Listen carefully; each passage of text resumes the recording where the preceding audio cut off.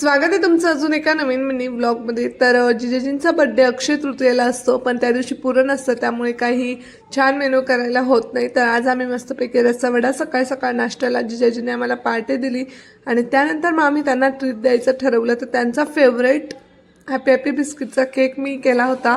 So त्यांनी तो cut केला आणि अक्षय तृतीयेला औक्षण केलं नव्हतं, म्हणून आज तारखेप्रमाणे त्यांचा वाढदिवस आम्ही सेलिब्रेट केला आणि औक्षण केलं.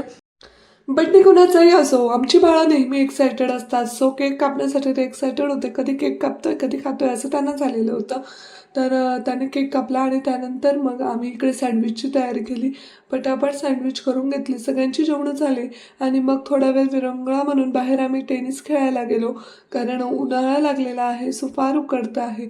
टेनिस खेळायला गेल्यानंतर टेनिस खेळून आलो आणि मग मस्तपैकी आईस्क्रीम आणलेलं होतं, सो त्याची ट्रीट घेतली. लवकरच भेटू अजून एका नवीन मिनी व्लॉगमध्ये.